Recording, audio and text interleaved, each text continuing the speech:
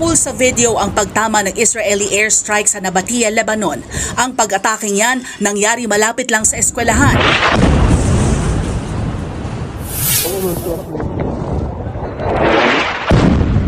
Tinira rin ng Israel ang coastal city ng Tyre. Pinuntiryan niya ng mga gusali kaya agad nagtakbuhan ng mga residente. Pagsapit ng gabi, nagbistulang mga bulalakaw sa ere ang mga missile at ang interceptors. Ito ngayon ang sitwasyon sa Lebanon. Damay na sila sa mas malawak na bakbakan ng US, Israel at Iran. Nakabase kasi sa Lebanon ang militanteng grupong Hezbollah na rumesbak na bilang ganti sa pagpatay kay Iranian Supreme Leader Ali Khamenei na nasawi sa US-Israel strike sa Iran. Tuloy-tuloy rin ang pag-atake ng Amerika at Israel sa Iran.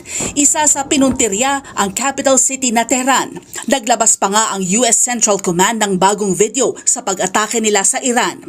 Base sa ulat, tinamaan sa airstrike ang Natanz nuclear facility ng Iran. Wala pang kumpirmasyon dyan ng Iranian officials. Pero bukod dyan, nasa pool din ng pag-atake ng Amerika at Israel ang 9 na ospital doon. Kaya ang Iran patuloy ang pagpapakawala ng missile. Namataan yan sa West Bank at ilan pang lugar sa Israel. Pero natatabla ang mga ito kaya debris ang karamihang nagbabagsakan sa lupa. Damay rin sa sigalot ang mga Gulf states na may base militar ng Amerika. Katunayan, pinasabog nga ng Iran ang US Embassy sa Riyadh, Saudi Arabia. Nasunog din ang Saudi Aramco's oil refinery matapos bagsakan ng drone debris. Patuloy rin ang pag-atake sa US military bases sa Qatar. Gayon din sa Kuwait. Nasa pool pa nga sa video ang pag-usok ng US Embassy roon. Ito pa, 3 fighter jet ng Amerika ang nag-crash. Aksidente itong napaputukan ng kaalyado nitong bansa sa Kuwait. Tinawag naman nila itong friendly fire incident. Ligtas din ang 6 na Amerikanong sakay nito pero pinaiimbestigahan na ito ng Amerika. Dumagundong sa bahagi ito ng Tehran sa Iran sa lakas ng pagsabog mula sa pag-atake ng pinagsamang puwersa ng Israel at Amerika. Ang gaya nitong pag-atake ang nagtulak sa Iran para gumanti sa Israel at mga kalapit bansa na may mga military base ng Amerika. Ngayon, damay na rin sa nagpapatuloy na sigalot ang ibang bansa kabilang malapit sa Middle East. Tulad ng Pakistan kung saan ipinrotesta ang mga pag-atake.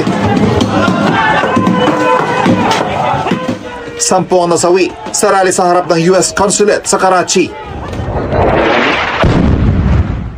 Nabulabog naman ang mga residente ito sa bahagi ng Southern Lebanon sa pagtama ng Israeli missile. Dahil sa nagpapatuloy na gulo, umabot na sa mahigit 1,400 Pilipino ang humiling na mapauwi na. Pinakamarami sa Dubai, Israel at Abu Dhabi. Pero sabi ni Pangulong Bongbong Marcos sa pulong kasama ng gabinete, hindi pa tiyak kung kailan masisimulan ang repatriation. Ang assessment namin is delikado siguro magpalipad. Kahit na kaya nating magkumuha ng eroplano at ipasok, wala tayong magagawa. Dahil, number 1, the airports are closed, there are all no-fly zones, this is a combat area. Ayaw na ng Pangulong madagdagan ang isang Pilipinong kumpirmadong namatay sa ginti ng Iran sa Israel. Kaya panawagan ng gobyerno sa mga Pinoy sa Middle East. If you are in a safe place, kung malayo naman kayo, just stay put and be safe. And we will slowly try to find ways, for those who want to be repatriated, we will find ways to get you out safely. Iginit muli ng Pangulo ang suporta sa mga inataking bansa. Let's hope that there is a ceasefire and we, the Philippines, ask all parties to show restraint and to bring this to a close as quickly as possible. Bukod sa kabuhayan ng halos 2.2 milyong Pilipino sa Middle East, monitor din ng gobyerno ay ibang epekto ng tensyon doon, tulad sa palitan ng piso sa dolyar. Karamihan ng remittances natin ay talaga diyang galing. Yan ang pinakamalaking working group natin na nandun. Hindi nila kasama ang pamilya nila kung hindi nagre-remit ng pera dito sa Pilipinas. Kasi kung umakyat ang peso, lumalaki ang remittance. Pero kung bababa naman, ang actual na dolyar na pinapadala dito, edi bababa. Posibleng maapektuhan ang presyo ng mga pangunahing bilihin kung tataas pa ang presyo ng produktong petrolyo. Pero kung seguridad ang usapan, siniguro ng gobyerno na walang direktang epekto sa Pilipinas ang giyera sa Middle East. Itong mga agam-agam na to, ulitin ko, walang basihan. Sa ngayon, ulitin ko, sinabi ng Armed Forces, walang direct threat sa seguridad na Republika ng Pilipinas in a military sense itong nangyayari sa Middle East sa ngayon.